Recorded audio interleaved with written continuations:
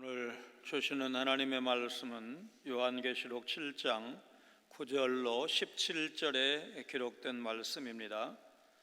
신약성경 406, 407쪽에 있습니다. 요한계시록 7장 9절로 17절 말씀을 저와 여러분 한 목소리로 봉독하시겠습니다. 9절 같이 읽습니다.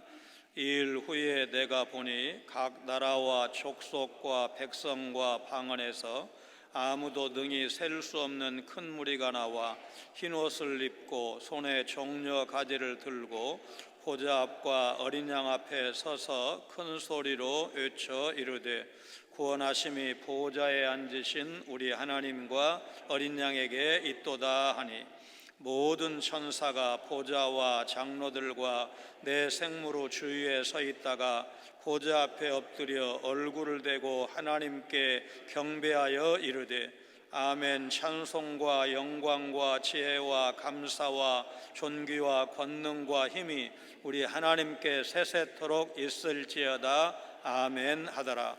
장로 중 하나가 응답하여 나에게 이르되 이 흰옷 입은 자들이 누구며 또 어디서 왔느냐?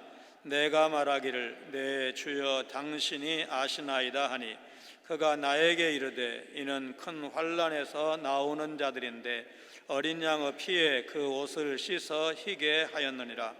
그러므로 그들이 하나님의 보좌 앞에 있고 또 그의 성전에서 밤낮 하나님을 섬김에 보좌에 앉으신 이가 그들 위에 장막을 치시리니 그들이 다시는 줄이지도 아니하며 목마르지도 아니하고 해나 아무 뜨거운 기운에 상하지도 아니하리니 이는 보좌 가운데 계신 어린 양이 그들의 목자가 되사 생명수 샘으로 인도하시고 하나님께서 그들의 눈에서 모든 눈물을 씻어주실 것임이라. 아멘. 6장에서 첫째부터 6번째인까지 개봉이 되었는데 이제 8장, 9장에 가면 7째 인이 나옵니다. 그런데 7장이 그 중간에 끼어 있습니다. 8장, 9장의 내용은 대환란의 시작인데 이 대환란이 있기 전에 7장에 인치는 사역이 나온 겁니다. 지난 시간 계시록에서 아주 유명한 상징적인 숫자 둘 중에 하나라고 할 수 있는 14만 4천이란 숫자를 유대인과 이방인으로 구성된 완성된 교회를 상징한다, 그렇게 해석을 했습니다. 누구나 인생을 살아갈 때 고통과 근심과 눈물을 맛보게 됩니다. 이것은 사실 하나님의 백성, 믿는 자들도 크게 다르지 않습니다. 그런데 고난의 터널을 지날 때에도 하나님의 백성에게는 놀라운 소망이 있습니다. 현실의 어려움과 고통 가운데서도 하나님의 백성이 믿음의 길을 계속 갈 수 있게 하는 그 놀라운 소망이 무엇일까? 요한은 전투하는 교회의 모습에 이어서 안식을 누리는 교회의 모습을 환상 중에 봤습니다. 우리가 장차 경험하게 될 너무나 감격스러운 그 장면, 오늘 함께 살펴볼 것입니다. 천국에서는 구원받은 백성의 감격스러운 찬양이 그치지 않습니다. 요한이 본 천국에서는 흰옷을 입고 종려 가지를 들고 서 있는 자들이 하나님의 구원을 찬양했습니다. 9절로 10절입니다. 이일 후에 내가 보니 각 나라와 족속과 백성과 방언에서 아무도 능히 셀 수 없는 큰 무리가 나와 흰옷을 입고 손에 종려가지를 들고 보좌 앞과 어린 양 앞에 서서 큰 소리로 외쳐 이르되 구원하심이 보좌에 앉으신 우리 하나님과 어린 양에게 있도다 하니, 각 나라와 족속과 백성과 방언에서 나온 흰 옷을 입은 큰 무리는 7장 4절에 14만 4천 명을 가리킵니다. 이것은 복음의 두 번째, 세 번째 열매라고 할 수 있는 하나님의 구원의 새로운 경륜 안으로 들어오게 된 이방인 성도를 포함하는 무리입니다. 큰 무리가 손에 들고 있던 종려 가지는 백성이 승리한 왕과 군대의 개선을 행진 환영하기 위해서 사용했습니다. 요한복음 12장 13절에 예수님이 명절을 맞이해서 예루살렘 성에 입성하실 때의 장면을 우리는 기억하고 있습니다. 종려나무 가지를 가지고 맞으러 나가 외치되 호산나 찬송하리로다.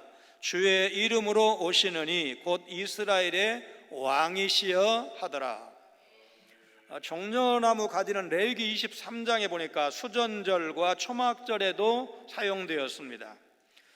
흥미롭게도 본문 7장 15절에 장막절 두 제가 등장을 하는데, 얼핏 보면 7장 9절은 로마의 승전한 장군이 로마식 정장, 이 토가라고 하는데, 이 토가를 입고 군중의 열렬한 환호성을 받으면서 로마로 행진에 들어오는 모습을 떠올립니다.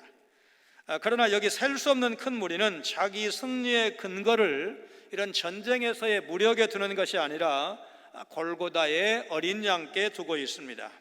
14절에 의하면 14만 4천 명은 큰 환난을 겪은 자들입니다. 사도행전과 베드로 전후서를 보면 초대교회가 당한 환난을 자세히 기록하고 있습니다.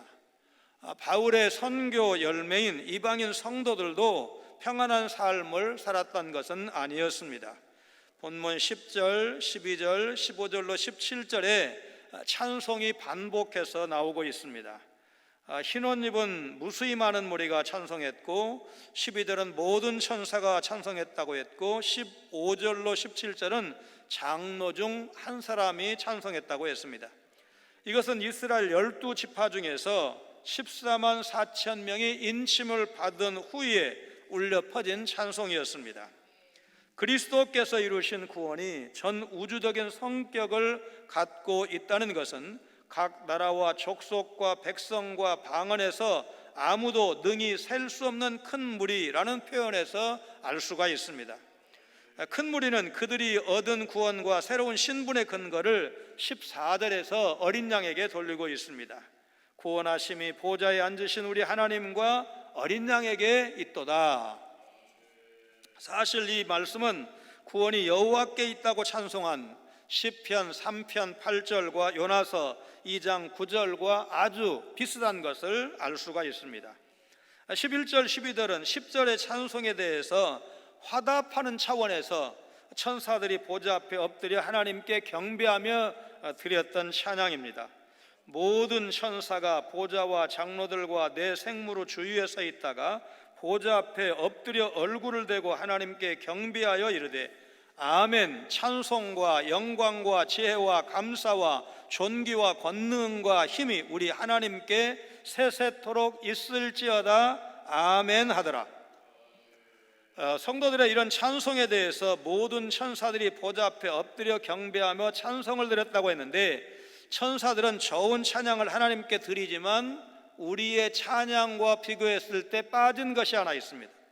그것은 구원에 대한 감사 찬송이 천사들에게는 없다는 것입니다. 천사들은 죄에서 구원받은 적이 없기 때문에 다른 것은, 예를 들어서 하나님의 높고 위대하심은 똑같이 찬양하지만 구원받은 은혜에 대한 감사 찬송은 천사들에게는 없는 것입니다. 이런 사실을 생각하면서 우리가 부르는 이 구원에 대한 감사 찬송이야말로 얼마나 귀한 찬송인지 알 수가 없습니다. 이사야서 43장 21절 말씀대로 하나님은 이 구원 찬송을 받기 위해서 여러분과 저를 택하시고 어린 양 예수 그리스도를 통해서 구원하신 것입니다. 그래서 우리는 이 세상에 사는 날 동안, 그리고 천국에 가서도 영원토록 우리를 구원하신 하나님과 어린 양 예수님께 감사와 찬양을 드린다는 사실, 여러분 기억을 하시고 찬양하는 삶을 살아가시기를 바랍니다. 미국의 심리학자이자 철학자인 윌리엄 제임스는 생각이 바뀌면 행동이 바뀌고, 행동이 바뀌면 습관이 바뀌고, 습관이 바뀌면 인격이 바뀌고, 인격이 바뀌면 운명이 바뀐다. 사람이 생각을 바꿀 때 그 사람의 인생 전체가 바뀐다는 말을 남겼습니다. 또 하나, 행복해서 웃는 것이 아니라 웃어서 행복합니다. 그런 말도 남겼습니다. 이분이 한 말 중에 당신이 행복하기 때문에 노래를 부르는 것이 아니라 행복을 느끼는 당신이 노래를 부르는 것입니다, 이런 말을 남겼는데, 이 말을 오늘 이제 주제와 좀 연관을 시킨다면 행복하기 때문에 찬송하는 것이 아니라 찬송하면 행복해집니다, 이렇게 바꿀 수 있을 것 같습니다. 어제 어떤 책을 읽었더니 이제 폭력배에서 말하자면 복음을 듣고 돌아온 사람인데, 이분은 찬송을 하루에 꼭 15장씩 부른답니다. 하루에 15장 찬송을 부르면 무슨 일이 생길까요? 믿음이 새로워질 것이고 마음이 평안해질 것이고 하나님의 임재를 그 마음속에 느낄 것입니다. 여러분도 그런 체험을 하시기를 바랍니다. 요한이 본 흰옷과 종려 가지는 승리를 의미하죠. 이 땅에서의 모든 고난을 이겨내고 승리한 자들은 이 감격스러운 찬양에 동참하게 될 것입니다. 모든 천사와 24 장로 그리고 내 생물이 함께 찬양하는 그 광경, 천상의 모습인데 생각만 해도 감격스럽습니다. 우리가 이 땅에서 드리는 찬양은 장차 천국에서 누릴 영광스러운 찬양의 맛보기라고 할 수 있을 것입니다. 하루하루 예배 생활에 힘쓰시면서 찬양하는 가운데 승리하시고 천국에서의 감격스러운 찬양으로 이어진다는 사실을 기억하시면서 찬양하는 삶을 살아가시는 우리 성도들 다 되시기를 바랍니다. 천국에는 고난을 이긴 자들이 누릴 영광으로 가득합니다. 24 장로 중 한 사람은 요한에게 흰옷을 입은 사람이 누구인지를 설명해 줍니다. 그들은 큰 환난에서 나온 자들입니다. 10절로 찬송에 대해서 화답하는 차원으로 천사들이 보좌 앞에 엎드려 하나님께 경배하며 선포했다고 했습니다. 13절 14절입니다. 장로 중 하나가 응답하여 나에게 이르되 이 흰옷을 입은 자들이 누구며 또 어디서 왔느냐? 내가 말하기를 내 주여 당신이 아시나이다 하니 그가 나에게 이르되 이는 큰 환난에서 나오는 자들인데 어린 양의 피에 그 옷을 씻어 희게 하였느니라. 그때 24 장로 중 한 사람이 요한에게 이 흰옷을 입은 자들이 누구며 또 어디서 왔느냐 물었고, 요한은 내 주여 당신이 아시나이다 천사에게 그렇게 대답을 했습니다. 구약 성경에 예를 들어 창세기 19장 2절을 보면 소돔성에 나타난 천사를 롯이 부를 때 내 주여 이렇게 불렀고, 나중에 다니엘과 스가랴 선지자도 천사를 내 주여라고 불렀습니다. 요한의 대답에 이는 큰 환난에서 나오는 자들인데 어린 양의 피에 그 옷을 씻어 희게 하였느니라 설명을 합니다. 여기 언급된 큰 환난은 흔히 말하는 7년 대환란, 그런 큰 환난일까? 그보다는 계시록 2장 22절에 볼지어다 내가 그를 침상에 던질 터이요 또 그와 더불어 간음하는 자들도 만일 그의 행위를 회개하지 아니하면 큰 환난 가운데 던지고 라고 언급한 바와 같이 요한 당시의 성도들이 복음 때문에 겪고 있는 환난을 의미하는 것입니다. 악명 높은 네로 황제 치하에서의 박해와 안나스와 가야바와 대제사장의 문중이 다 참여해서 사도들을 괴롭힌 사도행전 4장 5절로 7절, 대제사장과 사두개인들이 복음을 증거하는 사도들을 옥에 가둔 사도행전 5장 17절 18절 말씀, 사울이 다메섹의 제자들을 핍박하기 위해서 대제사장의 공문을 받아 나서는 사도행전 9장 1절 2절 등에 나타난 유대인들의 박해를 의미한다 할 것입니다. 14절에 나오는 자들이라는 단어가 현재 분사형으로 되어 있는데 요한계시록의 독자들이 추후 30년경부터, 그러니까 사도행전 4장 5장은 추후 30년경 상황인데 그때부터 60여 년이 지난 지금까지 계속해서 고난을 겪고 있음을 암시하는 표현입니다. 소록도 원불교 법당에서 연부를 하면서 목탁을 두드리던 사람이 갑자기 찬송가를 부르기 시작했습니다. 며칠 후 요단강 건너가 만나리. 한센인들이 동료 장례식에서 축제처럼 그 찬송가를 부를 때 이 사람은 극락 왕생을 축원하며 목탁을 두드리곤 했습니다. 그런데 그때 듣던 찬송가가 귀에 박혔다가 입으로 터진 것입니다. 그는 의지와 다르게 터져나오는 찬송가를 멈출 수가 없었습니다. 방언이 터졌고 법당에서 떼굴떼굴 굴렀습니다. 그는 그렇게 회심했고 개종해서 신학교에 진학했습니다. 우즈베키스탄과 카자흐스탄 등으로 선교의 길을 가게 되었습니다. 지금은 목사이자 축구 감독 자격으로 북한까지 오가면서 북한 농아인 축구팀을 섬기는 사역을 하고 있는 이민교 선교사의 이야기입니다. 이 선교사님이 복음에 빚진 사람이라는 책을 썼는데 그 책에 재미있는 일화가 소개되어 있습니다. 이분이 이제 두부 기계를 구입하러 갔는데 두부 기계를 파는 그 사장이 이 두부에는 인생 철학이 깃들어 있다고 하면서 말하자면 몇 마디 얘기를 했는데 나중에 두부를 직접 만들어 보니까 그 기계 파는 사장 말이 너무나 맞는 거예요. 그래서 이 선교사님이 그 과정을 이렇게 정리를 했습니다.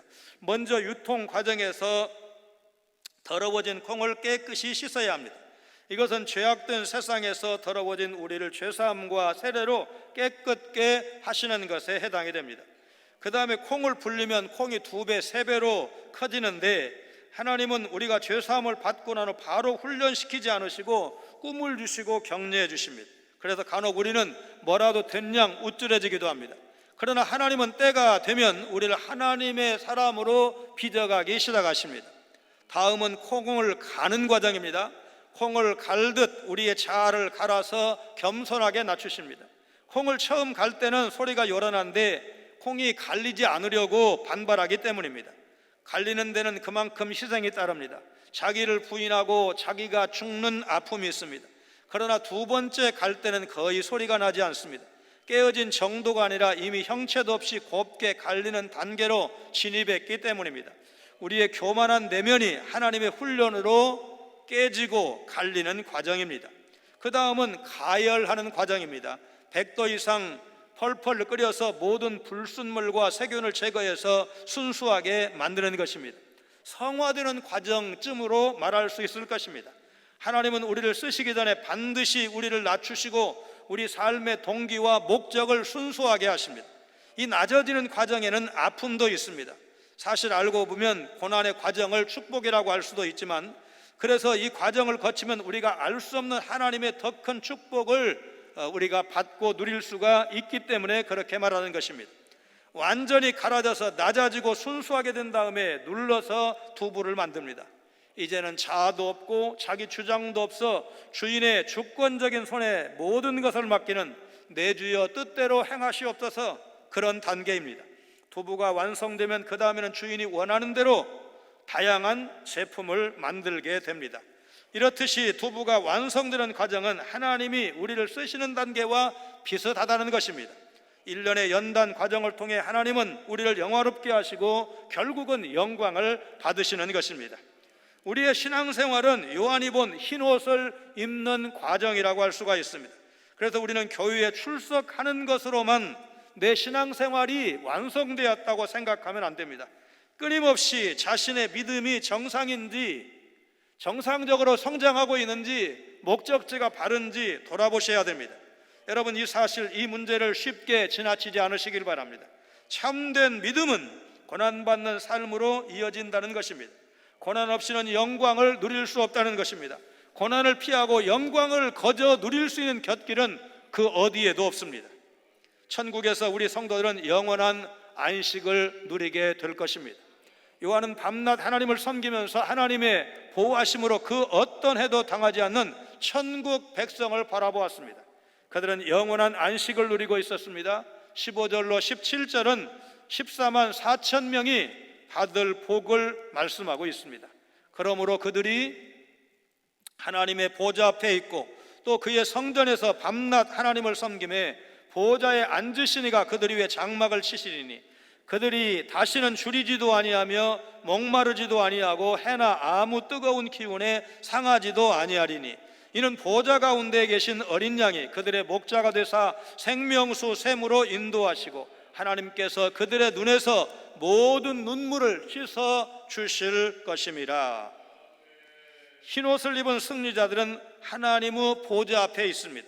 그들은 하나님의 성전에서 밤낮으로 섬기고 보좌에 앉으신 하나님은 그들 위에 장막을 치실 것입니다. 요한계시록 21장 3절 말씀 같이 읽습니다.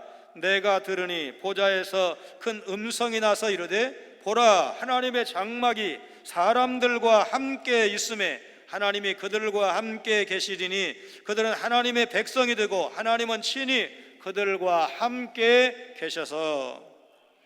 자, 여기에 장막절 주제가 나옵니다. 14만 4천 명을 다시 한번 언급하는 14장에 가도 장막절 주제가 나오는데 14장 14절 이하를 보면 천사가 곡식과 포도를 추수하는 환상을 소개하고 있습니다. 신명기 16장 13절 이하에 이제 구약의 절기, 특히 이 장막절을 소개하고 있는데 풍성한 추수 후에 고아와 과부와 나그네와 함께 즐겁게 이제 이 절기를 지키라는 말씀을 떠오르게 하는 장면입니다. 요한계시록 21장 22절에 가면 새 예루살렘에는 성전이 없다고 했습니다. 하나님께서 성전 자체이시기 때문에 돌로 지어진 성전이 필요 없기 때문입니다. 그런데 본문 15절에 언급된 성전은 무엇입니까? 하나님의 장막인 성도의 예배를 의미하는 상징적 표현이다, 그렇게 보면 옳을 것입니다. 16절의 주림과 목마름은 하나님을 배반한 이스라엘 백성에게 임하는 심판을 말합니다. 이사야서 8장 20절 21절 전반절입니다. 같이 읽습니다. 마땅히 율법과 증거의 말씀을 따를지니 그들이 말하는 바가 이 말씀에 맞지 아니하면 그들이 정녕 아침 빛을 보지 못하고 이 땅으로 헤매며 곤고하며 굶주릴 것이라. 하나님께서 이스라엘 백성들을 줄이고 목마르게 하신 이유가 무엇입니까? 오직 하나님만이 그 백성의 영혼을 소생시키시는 분이심을 그들이 믿고 돌아오도록 하기 위함입니다. 메마른 광야가 대부분인 이스라엘에서는 종종 태양의 뜨거운 열기가 사람들에게 일사병, 열사병, 큰 해를 입히기도 하는데 하나님의 심판으로 그런 열기가 극심하게 나타난 적이 성경에도 기록되어 있습니다. 그러나 하나님은 친히 그리스도인들의 장막이 되셔서 그들을 이 모든 것으로부터 보호하시겠다 약속을 하시는데 시편 121편 8절을 보면 지금부터 영원토록 너의 출입을 지키시리로다, 하나님께서 분명하게 약속하셨다는 사실입니다. 16절 17절은 바벨론 포로 생활에서 돌아올 이스라엘 백성에게 주신 약속의 말씀인 이사야서 49장 10절의 주석적인 확장이다, 그렇게 보면 좋을 것입니다. 예수님은 새로운 출바벨론, 그 옛날 출애굽의 역사도 주님이 주장하셨지만 말하자면 바벨론으로부터 해방되는 것도 주님이 주관하십니다. 요한은 16절에서 더 이상 없다라는 표현을 2번이나 사용해서 다시는 교회를 괴롭힐 어떤 굶주림이나 목마름이 없을 것이고 하나님께서 교회를 모든 고통으로부터 건져주실 것을 강조하고 있습니다.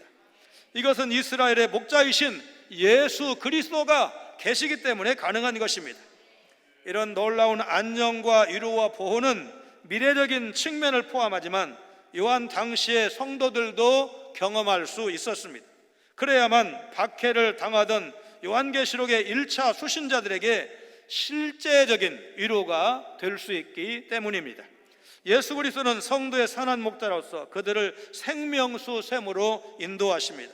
여기 생명수 샘은 성령님을 의미한다는 사실을 우리가 요한복음 7장 38절 39절 말씀을 통해서 알 수가 있습니다. 같이 읽겠습니다. 나를 믿는 자는 성경의 이름과 같이 그 배에서 생수의 강이 흘러나오리라 하시니 이는 그를 믿는 자들이 받을 성령을 가리켜 말씀하신 것이라. 이 땅의 역사에서 눈물 없는 시간이 없고 눈물 없는 공간이 없습니다. 지금도 주변을 돌아보면 다양한 이유로 아파하며 흘리는 눈물을 볼 수가 있습니다. 조금만 관심을 기울인다면 어린아이에서 노년에 이르는 모든 인생, 온 세상 구석구석이 아픈 사연 투성이고 눈물바다라는 사실을 우리가 부인할 수가 없습니다. 죄로 망가진 세계의 생로 병사 과정에 대한 고통 때문일 것입니다. 이 문제를 풀기 위해서 각양 문명과 기술과 제도가 시행되고 있고 때로 약간의 위로를 경험하기도 합니다. 그러나 이 문제에 대한 궁극적인 답은 오직 하나님의 종말에서 찾을 수가 있습니다. 하나님 나라가 완성되는 그 시점에 있습니다. 이런 접근을 민중의 아편이라는 식으로 매도하는 공산주의 이념은 절대 눈물의 문제를 해결할 수가 없습니다. 오직 하나님만이 인생의 모든 눈물을 씻어주실 수 있는 것입니다. 그래서 우리는 예수님을 구주로 믿는 것입니다. 마틴 루터는 신앙생활의 모든 측면을 시와 노래로 담은 시편을 성경의 축소판이다 그렇게 말했는데, 시편에 나오는 10가지 찬양의 모습을 이렇게 요약을 했습니다. 노래로 하는 찬양이 있고, 말로 고백하는 찬양도 있고, 외침으로 하는 찬양도 있고, 손을 들고 하는 찬양도 있고, 악기로 연주하면서 드리는 찬양도 있고, 손뼉을 치면서 드리는 찬양도 있고, 서서 하는 찬양도 있고, 무릎을 꿇고 엎드려서 드리는 찬양도 있고, 춤추는 찬양, 묵상하면서 하는 찬양도 있다고 했습니다. 하나님은 모든 사람에게 모든 방법으로 찬양 받으시기에 합당하신 분이십니다. 내가 할 수 있는 가능한 최선의 방법으로 여러분 하나님을 찬양하시기를 바랍니다. 여러분 모여서 우리가 찬양대로 찬양하는 것이 요즘 어렵지만, 그러나 우리의 찬양이 줄어들면 안 됩니다. 강도가 더 세져야 됩니다. 더 간절해져야 됩니다. 하나님은 아담의 범죄로 파괴된 안식을 다시 회복해 주셨는데, 이전과는 비교할 수 없는 완전한 안식으로 회복해 주셨습니다. 우리는 그 미래를 아는 사람들입니다. 천국에서의 영원한 안식은 지금 우리 육신의 눈에 보이지 않지만 우리는 그것이 분명히 주어질 것을 믿어야 합니다. 그리고 그것이 우리의 유일한 소망이요 위로가 되어야 합니다. 그러니 이 땅에 썩어질 것들에 너무 소망을 두지 않아야 되고, 그것들로부터 위로받겠다는 생각도 내려놓으셔야 합니다. 그리스도를 영접한 천국 백성에게야 참된 소망과 위로가 있는 것입니다. 하나님의 백성과 함께 하나님의 구원을 노래하는 것입니다. 그 영광스러운 자리에 여러분과 제가 구원의 은혜를 만끽하게 될 것입니다. 하나님과 함께 영원히 가면서 모든 고통에서 해방될 순간 주님의 풍성한 위로를 맛볼 것입니다. 이런 소망을 품고 세상과 죄의 유혹을 이기는 삶을 살아가기를 여러분 힘쓰시기를 바랍니다.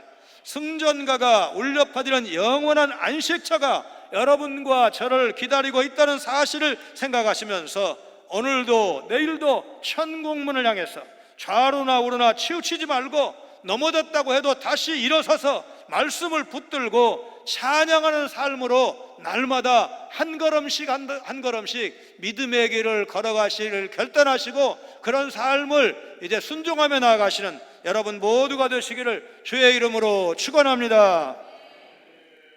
거룩하신 하나님, 대적과의 치열한 전투 끝에 승리한 교회는 천국에서 영원한 안식을 누리며 영원토록 하나님을 찬양한다는 사실을 생각하며 감사를 드립니다.